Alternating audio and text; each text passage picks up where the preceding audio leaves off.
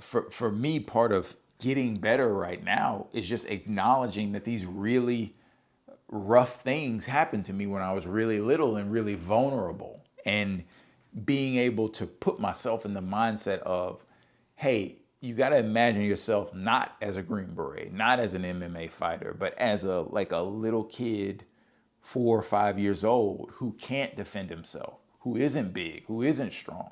And you got to imagine like somebody bigger, stronger, older imposing themselves on that smaller version of myself. I think a lot of men don't understand that you can't just wipe it away. You can't just walk away from it. You can't just say it's the past, it's done, and think you are unaffected. Like that, like it's simply not true. And so if you're a man out there and you've gone through physical abuse, sexual abuse, or some other kind of abuse growing up, something significant, and if you find yourself saying to yourself, but it's the past, I've gone past it.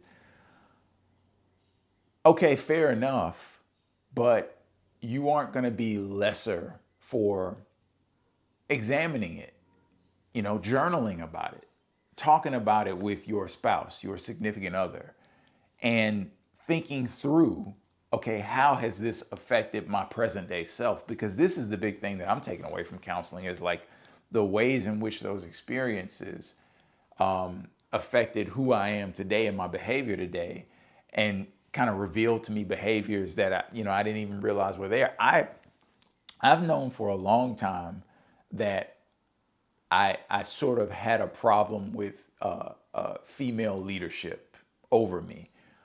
But it wasn't until I started going to counseling that I finally put two and two together. Oh, wait a minute. Like, sort of the most significant females in my life at the time, my older sister and my mother, were extremely domineering, and in my sister's case, physically, sexually aggressive towards me, and subordinating me a lot.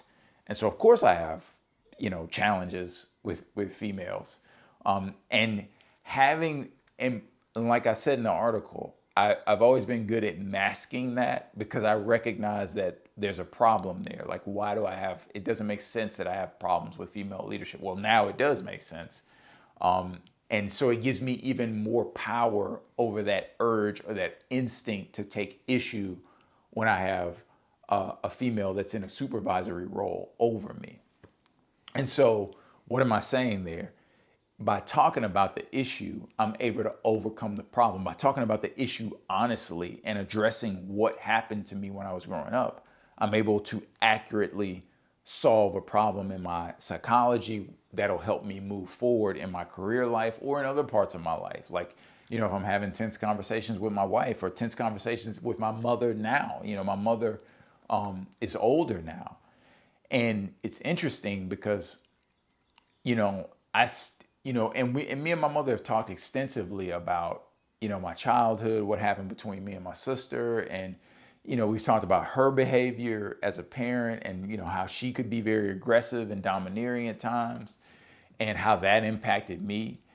And I often find myself, I've become more aware of when I'm dealing with my mother, when I'm being triggered and those patterns are coming out in me, and I'm sort of lashing out at her, not because of the current situation, but because I'm being triggered about something about our relationship from the past. And because I've been going to counseling, I'm more aware of those patterns in myself. And that's just not how I want to be to my mother. And, now that she's older, she's in her 70s, I still firmly believe that she was just doing the best she could.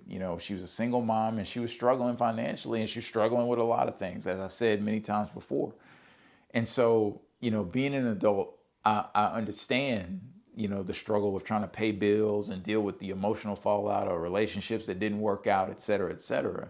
And to be able to have some empathy towards my mother, I'm able to exercise that empathy muscle a lot stronger when I understand the patterns of my behavior and where they come from. And that's come from going to counseling, really digging into the details of what happened to me when I was growing up, particularly between me and my sister.